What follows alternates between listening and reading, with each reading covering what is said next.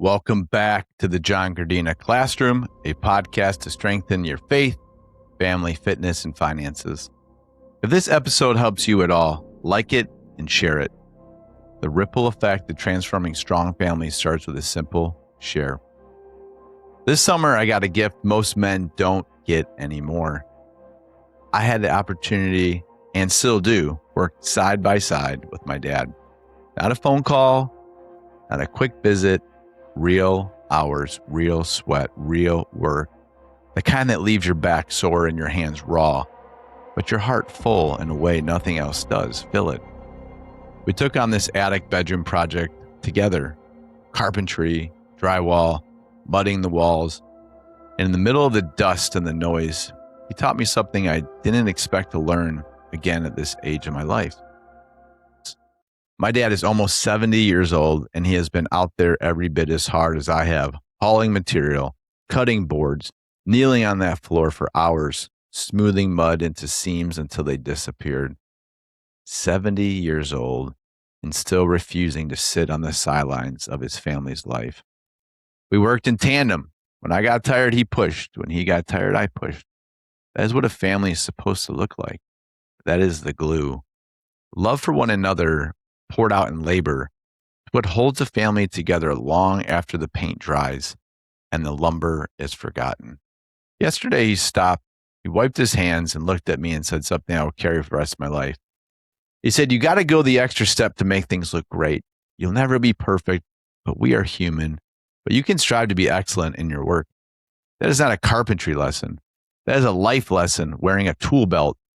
Scripture backs this up plainly. In Psalm 112 opens with these words, "Blessed is the man who fears the Lord, who finds great delight in his commands. His children will be mighty in the land. The generation of the upright will be blessed." That verse is not about a title or legacy that shows up on paper someday. It's about character. It's about work ethic. It's about the standard you leave behind the walls of a home in the hearts of the people who live in it. A blessing that compounds across generations is not something you hand down once when you're gone.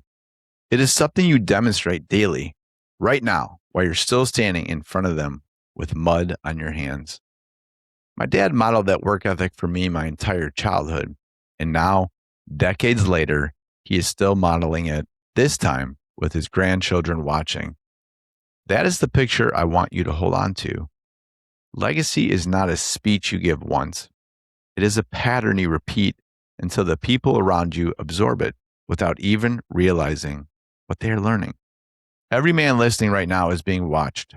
Your kids are studying the way you handle pressure, the way you treat your wife, and the way you show up when the hard work is when nobody else is clapping for you. That's where legacy is actually built, not in the big speeches. It's in the small, unwatched hours. Every hour spent in the attic was for my daughter. She's going to sleep in that room, study in that room, and grow in that room before she leaves for college. Every measurement we double checked, every seam we sanded twice, every outlet we placed exactly where it's needed to be. That was not just construction. That was an act of love poured into drywall and framing. We were not just building a bedroom.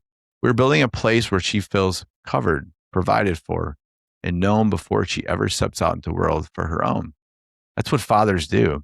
We build the space physically and spiritually where our families can grow in peace so that when the world gets loud and uncertain, they can always have a place that was built for them in love to come back to. This project reminded me of the pillars every man needs to keep in front of them.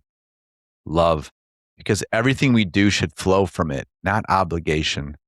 Selflessness, because the moment we make it about our comfort instead of their good, we've already lost the plot. Learning skills, because a man who refuses to grow, refuses to sweat, and refuses to get his hands dirty for his family is not leading. He's coasting. And forging strong relationships, because none of this matters if we are isolated from the people we're called to serve. We are not perfect in any of these four areas. None of us are. But the goal has never been about perfection. The goal is to be better than the last generation. The way my dad pushed me to be better than his, and the way I'm trying to push my sons to be better than me. That is really the heart of the whole message. I'm not trying to raise a comfortable house. I am trying to raise sons and my daughter who will be better than me. Sons who will lead with faith first, who put their families before their own ego, who know how to wield their hands and their hearts, and who will one day teach their children the same lessons my father is still teaching me at almost 70 years old. God first, family second, selflessness in every action so that we guide the people around us toward high character instead of empty comfort. That's the inheritance. That is the legacy. That is Miles Fidelis put into practice and not just words. So here's what I'm going to leave you with, not just something to feel, but something to do this week. One of these 4 action steps and put them into practice. First, do one unglamorous task of service for your family without being asked, without announcing it. No credit, no mention, just quiet excellence. That is where character is actually forged.